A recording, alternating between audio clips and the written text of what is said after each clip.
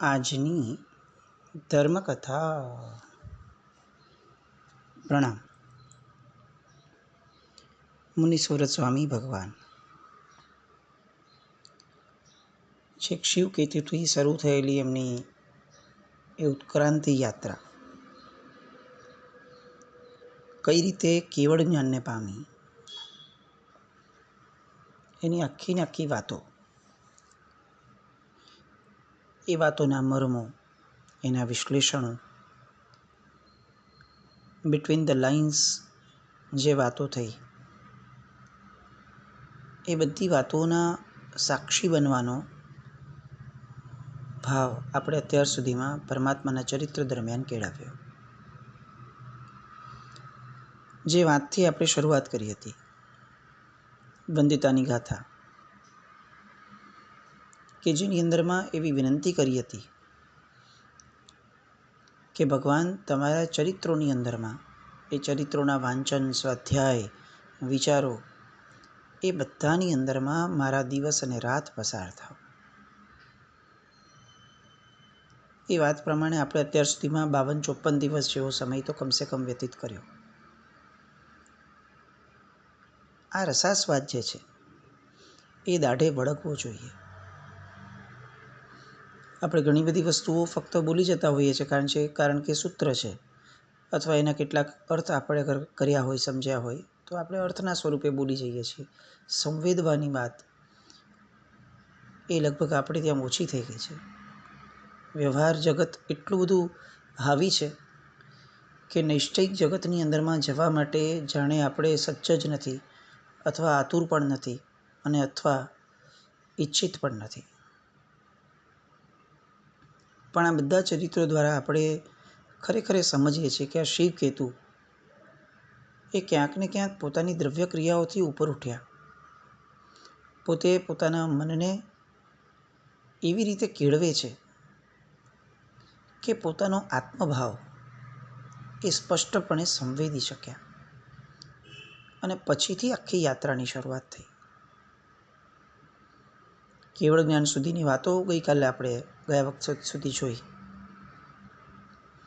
અને પરમાત્માનો દીક્ષા પછીનો એ સમય, સાધના સમય, કે જેની અંદરમાં વિશેષ પરમાત્માને કોઈ ઉપસર્ગ આવ્યા હોય, કે વિશેષ કોઈ ઘટના બની હોય,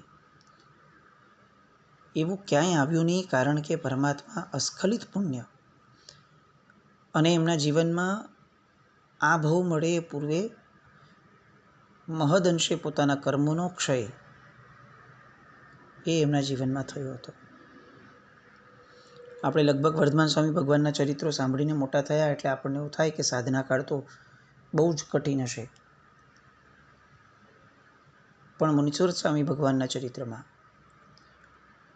અનેક તીર્થંકરો, મેજોરિટી તીર્થંકરોના ચરિત્રોમાં આપણને આ સાધના કાળમાં બહુ વિશેષ કપરો કાળ ગણી શકાય આપણી દ્રષ્ટિએ. એવો કાળ કપરો નથી આવ્યો. હા, એમણે જે તપ કર્યો છે, જે કાયોત્સર્ગ કર્યો છે, એ ચોક્કસપણે બહુ જ કપરા હતા. દરેકે દરેક તીર્થંકર પરમાત્માએ એ સાધના કાળ દરમિયાનમાં જે કાયોત્સર્ગ કર્યા હોય, જે ધ્યાનની ધારામાં એ ડૂબ્યા હોય, એનું વર્ણન સાંભળતા આપણને ખરેખર એવું લાગે કે આ બહુ જ કઠિન છે. પણ આપણે વ્યવહાર દ્રષ્ટિથી ઉછરેલા છીએ એટલે આપણી માટે સૌથી વધારે કઠિન તો બહારથી કોઈનો ઉપસર્ગ આવે એ હોય, જે મુનીશ્વરત સ્વામી ભગવાનમાં આવ્યો નથી. પ્રભુને કેવળ જ્ઞાન થયું,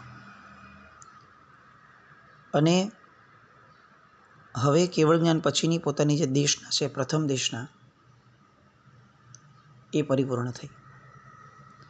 જેવી દેશના પૂરી થઈ, પ્રભુએ આખું ને આખું સવિસ્તર વર્ણન કર્યું, બધું જ. અને વર્ણન કરતાં જ અનેક રાજપુત્રો, મલ્લી નામનો રાજકુમાર, શ્રેષ્ઠીઓ વગેરે ઊભા થયા. વૈરાગ્યપૂર્વક પોતાના ભાવની રજૂઆત, દીક્ષા માટેની પ્રાર્થના કરી. આ પ્રાર્થના પુરુષોની બાજુથી થઈ. વૈરાગ્ય તો દરેક જગ્યાએ દરેક વ્યક્તિને આવી શકે. ત્યાં દેશનામાં બેઠેલી સ્ત્રીઓ કેટલીક એમના હૃદયમાં પણ વૈરાગ્યનો આ વિસ્ફોટ થયો અને પુષ્પચૂલા વગેરે રાજકન્યાઓ સમેત સેંકડો સ્ત્રીઓ એ પણ એક ક્ષણે ઊભી થાય છે. બહુ મર્યાદાપૂર્વક વિનયપૂર્વક ઊભા થયા પછીથી પરમાત્માની પાસે એ દીક્ષા ધર્મની માંગણી કરે છે. દિગંબર આમ નહીં, આપણે ત્યાંથી જે છૂટા પડે છે, અલગ પડે છે, એના મૂળભૂત કારણમાં આ વસ્તુ આવે. એમની દૃષ્ટિએ સ્ત્રીને મોક્ષ નથી અને એટલા માટે મોક્ષના કારણભૂત રહેવું ચારિત્ર એ એમને ત્યાં માન્ય નથી. પરમાત્મા જ્યાં દેશના આપે ને એ સ્થાનનું નામ જ સમવસરણ છે, જ્યાં આવનાર દરેકે દરેક વ્યક્તિને તરવા માટેનો સમાન અવસર પ્રાપ્ત થાય છે. એ સમવસરણ છે, જ્યાં તરવામાં કોઈ ભેદ નથી. તમે પુરુષ છો તો તમે વહેલા તરી શકશો, તમે સ્ત્રી છો તો તમે નહીં તરી શકો, તમે તિર્યંચ છો તો તમને તરવાનો કોઈ અધિકાર નથી. આવી એક પણ વાત જેનું અસ્તિત્વ નથી, જ્યાં એ સ્થાન એટલે સમવસરણ.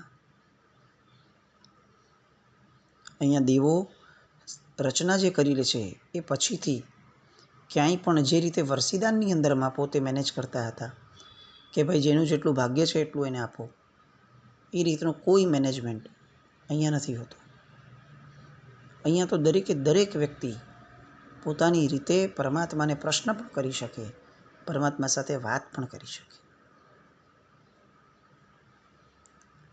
અને સ્ત્રીઓ, સેંકડો સ્ત્રીઓ એક સાથે પરમાત્મા પાસે ચારિત્ર ધર્મ માટેની વિનવણી કરે છે.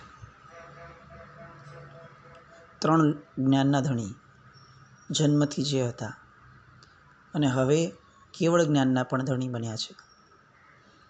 એટલે 5 જ્ઞાન એ જેમની અંદરમાં અત્યારે જાગૃત છે એવા પરમાત્મા, જેમને હવે કોઈ ઉપયોગ મૂકવાનો નથી, જેમને સ્પષ્ટપણે 3 કાળના અનંત જીવોના અનંત પર્યાયો અરીસાની જેમ સ્પષ્ટ દેખાય છે, એવા પરમાત્મા આ ઊભા થયેલા દરેકની યોગ્યતા જાણે છે અને એમની પ્રાર્થના સ્વીકારે છે અને પોતાના સ્વહસ્તે આ બધા જ સૌભાગ્યવંતા આત્માઓને એ ત્યાં દીક્ષા અર્પણ કરે છે. પરમાત્માના હાથેથી દીક્ષા, આ ઘટના વિચારીને તો પણ રોમાંચ થાય. આજકાલ આપણે અનેક દીક્ષાઓ જોઈ શકીએ એવા સૌભાગ્યશાળી બન્યા છીએ. ઠેર ઠેર દીક્ષાઓ, નાનામાં નાની ઉંમરના વ્યક્તિઓની દીક્ષાઓ, આ બધું જોઈએ ત્યારે પણ આપણને ઘણીવાર આશ્ચર્ય થાય, રોમાંચ થાય. ગમે તેટલા વિષયોમાં આપણે ડૂબેલા હોઈએ પણ એ કેટલીક ક્ષણો માટે આપણને એવું લાગે કે આ ખરેખર આપણા જીવનમાં આવું ક્યારે આવશે. તો વિચાર કરીએ કે જો સામાન્ય દીક્ષાઓ જોઈને, જ્યાં બધું જ ઔદારિક છે, આપણું તૈયાર કરેલું છે, આપણો ઠઠારો કરેલો છે, આપણું ડેકોરેશન કરેલું છે, જે બધું જ ઔદારિક છે, એના પ્રસંગમાં પણ જો આપણું મન આટલું ભીંજાય છે,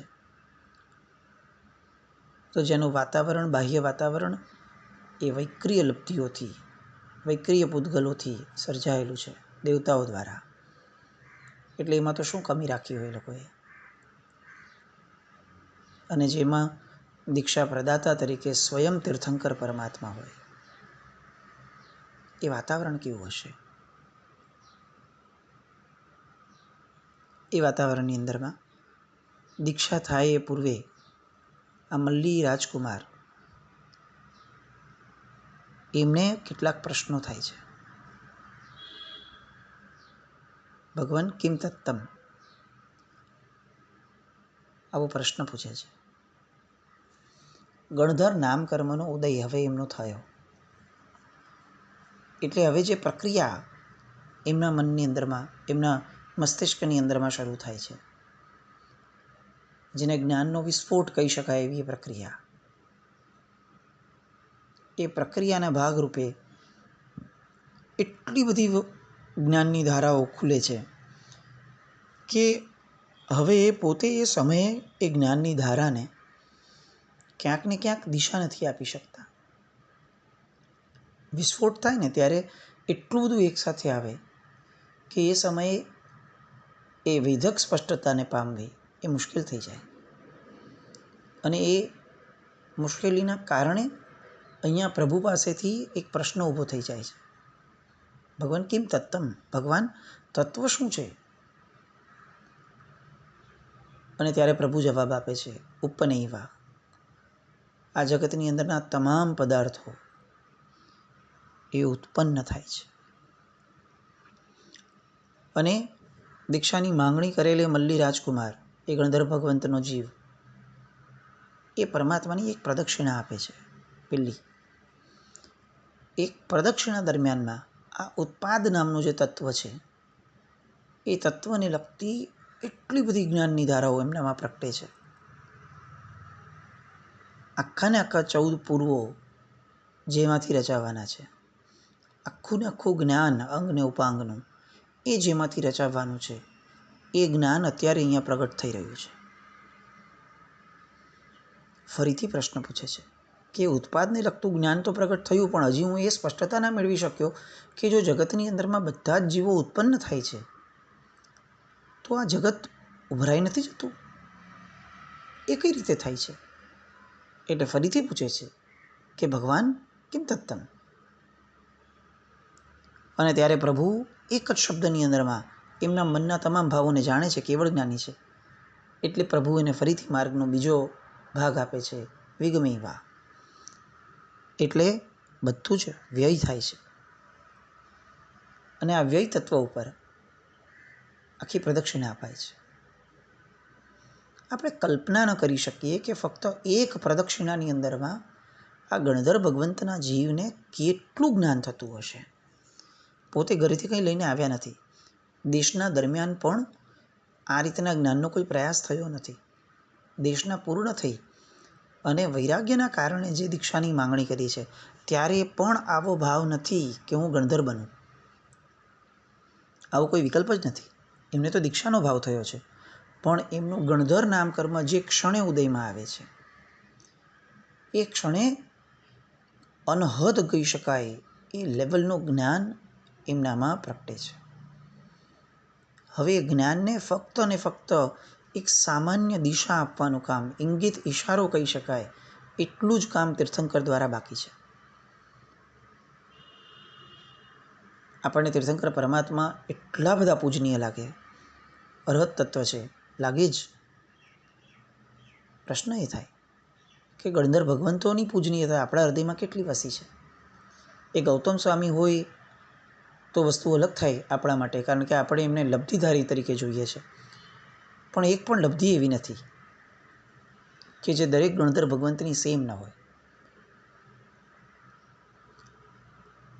ગૌતમ સ્વામી ભગવાનનું જીવન બહુ જ વિશિષ્ટ, એમનો વિનય, બધી પરાકાષ્ઠાની બધી ધારાઓ. પણ બીજા ગણધર ભગવંતો માટે આપણા હૃદયની અંદરમાં કેટલી વાર ભાવ પ્રગટ્યા હશે. બહુ તો પુંડિક સ્વામી ભગવાન, એ પણ એમના પ્રસંગે. આ વિચારણીય પ્રશ્ન છે. તત્વ પ્રત્યે જો આપણને ખરેખર બહુમાન હોય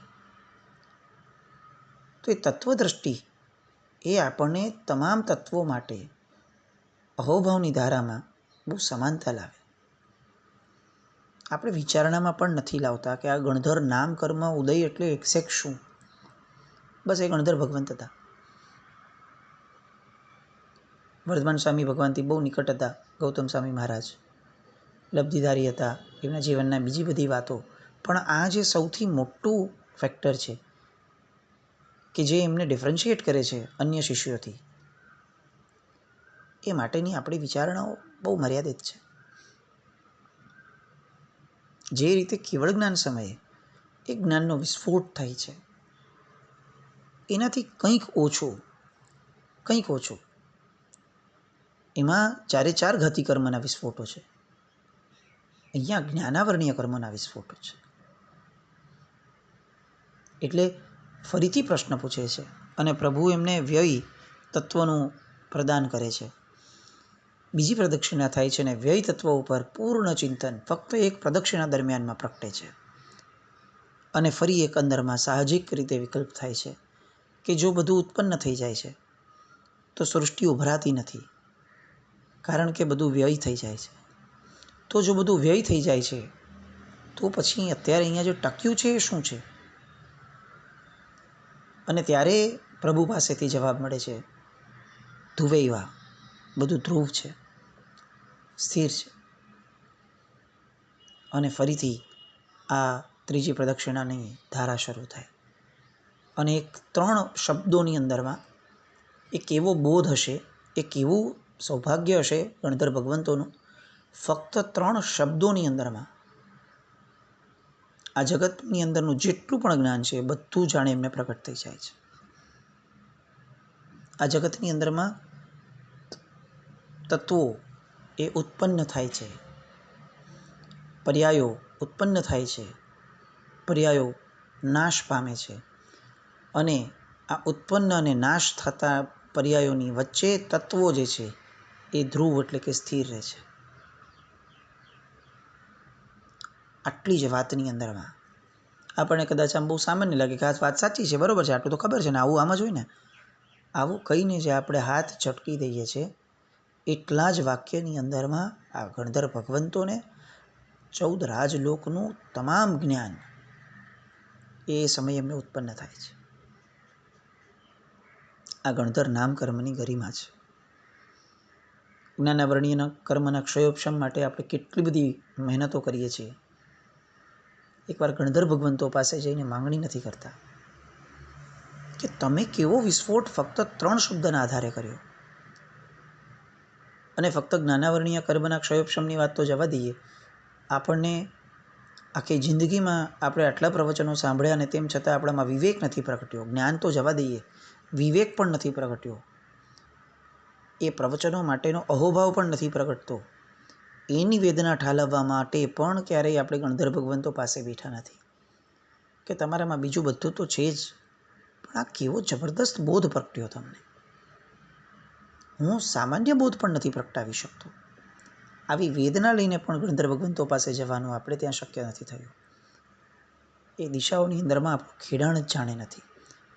આપણે ફક્ત બધું સાંભળવું છે, પામવું છે જ ક્યાં. આ લોકો પામ્યા.